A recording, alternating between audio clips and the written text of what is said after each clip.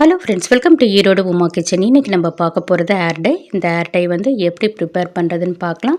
இதில் வந்து மருதாணி நம்ம யூஸ் பண்ணுறோம். அந்த மருதாணியோட சில பொருட்கள் சேர்க்கறனால உங்களோட நரைமுடி முழுவதுமே உடனே உங்களுக்கு கருமையாக மாறிடும். இயற்கையான முறையிலேயே உங்களோட நரைமுடி, இளநரை, முதுநரை ரெண்டையுமே போக்கக்கூடியது. உங்களுக்கு இதனால் சைடு எஃபெக்ட் 100% வரதில்லை. எல்லாருமே இதை பயன்படுத்தலாம். இது மாதிரி இயற்கையான முறையில் நம்ம இந்த ஹேர் டையை பயன்படுத்துறதுனால உங்களுக்கு வந்து சைடு எஃபெக்ட்டும் வராது. உங்களோட முடி வந்து நல்ல நீண்ட அடர்த்தியான கருங்கூந்தல் பெறதுக்கு இது ரொம்ப ஹெல்ப் பண்ணுது. நம்ம இதுக்கு என்னென்ன இன்க்ரீடியன்ட்ஸ் இப்போ பார்த்துக்கலாம்.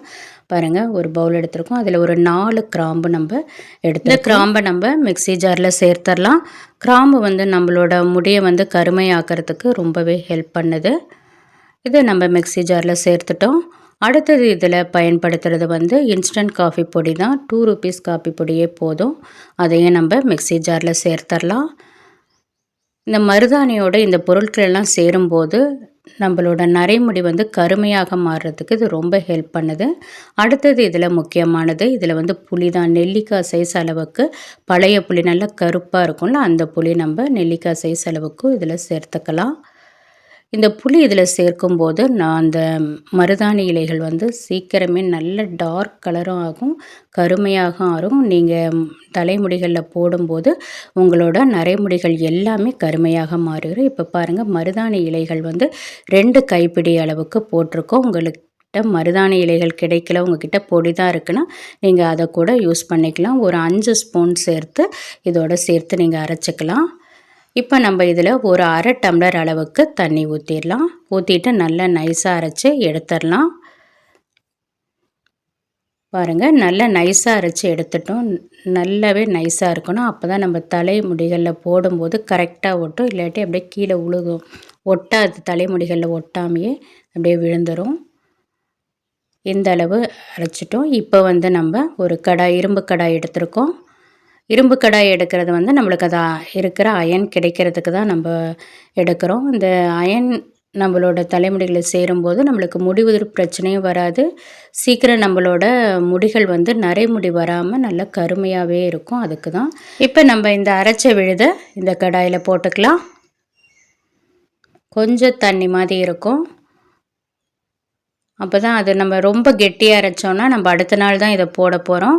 இன்னுமே அது நல்லா அந்த தண்ணியெல்லாம் உறிஞ்சிட்டு கொஞ்சம் நல்ல பேஸ்ட்டு பதத்துக்கு வந்துடும். இப்போ பாருங்கள், இந்த அளவு நம்ம ஊற்றிட்டோம். இதை வந்து ஸ்டவ்வில் வச்சு நம்ம சூடுபடுத்தலாம். ஒரு 2 நிமிஷம் இருக்கட்டும்.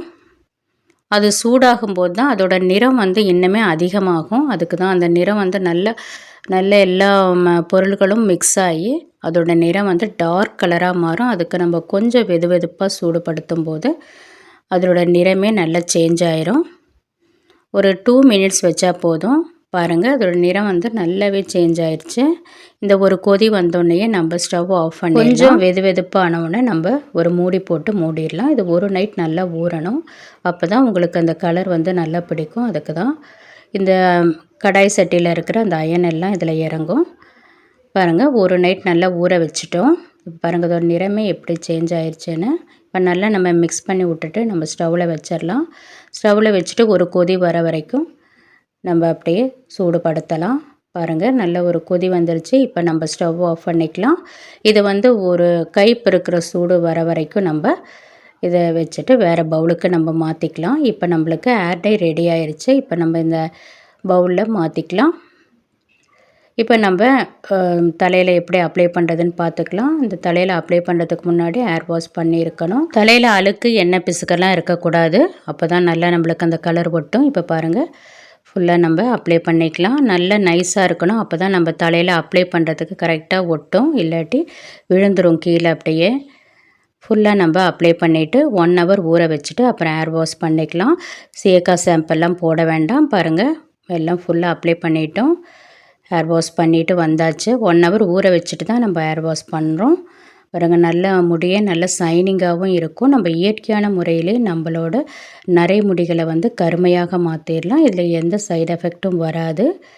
நீங்கள் இதை ட்ரை பண்ணி பாருங்கள். உங்களுக்கு 100% ரிசல்ட் கிடைக்கும். ஹேர் டையை 15 days ஒன்ஸ் இல்லாட்டி மந்த்லி ஒன்ஸ் நீங்கள் யூஸ் பண்ணுங்கள். இந்த வீடியோ உங்களுக்கு ரொம்ப பயனுள்ளதாக இருக்கும்னு நம்புகிறேன். Thank you friends.